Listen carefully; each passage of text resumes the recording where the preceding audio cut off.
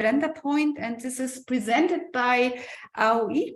And it's about the working, the C7 process and the steering committee. Please, AOI, the floor is yours. Yes, thanks, Anke, and thank you for the participants here. My name is Aoi Horiuchi. I'm a C7 steering committee member, as well as C7 secretariat, and also senior advocacy officer of Japan Asia Center for International Cooperation. I will briefly explain about how the civil society or C7 will proceed our advocacy works within the official engagement group of G7 for the over the coming months. Next slide, please. So the registration for C7 working group has already started through the website. If you click the links probably in the chat box, you can also sign up for different working groups. And each working group prepare policy recommendations through online meeting between January and March. And meanwhile, we will, as an engagement group, we will meet with G7 Sherpas and Su Sherpa, also advocate for ministerial meetings. Then each working groups and the steering committee member will meet and compile and finalize the C7 communique, which would be submitted to the G7 presidency at the C7 summit, which is now scheduled in April. It will be the C7 summit will be held in the middle of April. We are currently working on the concrete schedule.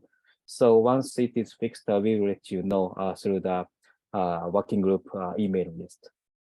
Then during the G7 Leaders Summit in Hiroshima in May 1921, we will have press briefing at the International Media Center in Hiroshima. And after that, we will organize the reflections and monitoring evaluations, then hand over to the next host civil society, which is Italian colleagues. Next, please.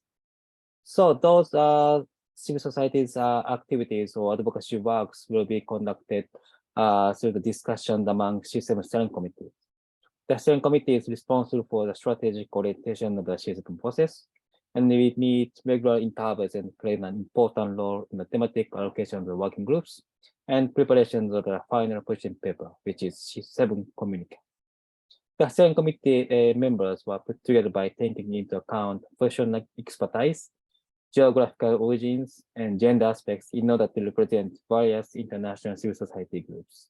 Let me briefly introduce one by one. Next, please. You can see the whole list in the C7 website.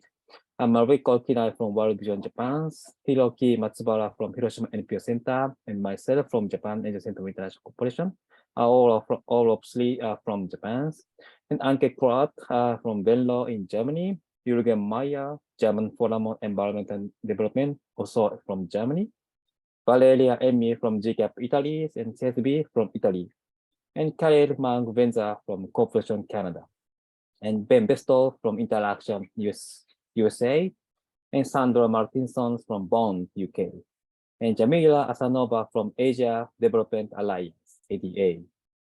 Next, please.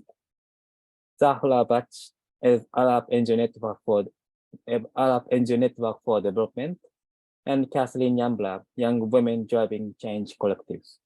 Next, Daniel, ETC Group, Jean-Luc Simon, Disabled People's International European Regions, Emilia Regis, Equidad de Género, Harji Singh, Climate Action Network, CAN, Patricia Miranda, Latindad, and Dereje Arema Health, Global Alliance for Tax Justice.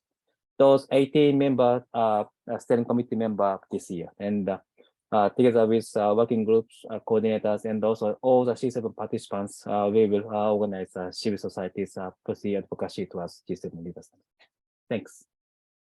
Next slide, Thank you very please. much, Aoi. And now Catherine Yambra, who is part of Young Women Driving Change Collective, will explain us the working group structure. Catherine, it's up to you. Thank you so much. I hope I am unmuted. Can you all hear me? Yes. Thank you. So the C7 working group in 2023 are as follows. The first one is the Climate and Environmental Justice Working Group, the Economic Justice and Transformation Working Group, the Global Health Working Group, Humanitarian Assistance and Conflict Working Group, Nuclear Disarmament Working Group, and Resilient, the sixth and finally the Resilient Democracies Working Group. The next slide, please.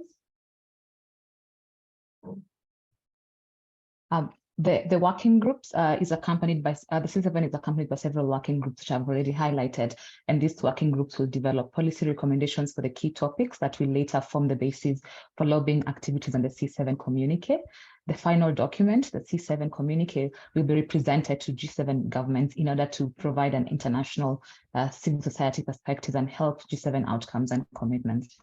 The C7 steering committee also has a set of principles. So if we could go to the next slide. So one is a global character, which is one of the main principles, and this is for civil society organizations from all over the world who are part of the steering committee, the 18-member committee, and to make sure that the C7 communique reflects a global and inclusive perspective and aims to promoting a democratic multilateral system in which all countries, especially those affected by the current economic system, have a seat at the decision-making table.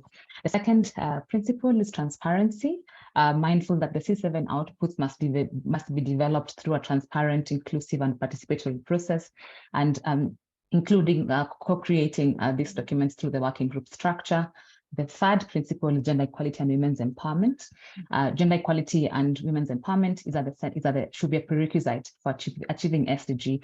Note that one of the SDGs is on women and on the empowerment of women and girls and gender equality. And so one of the cross-cutting lens to the work of the C7 steering committee will be gender equality.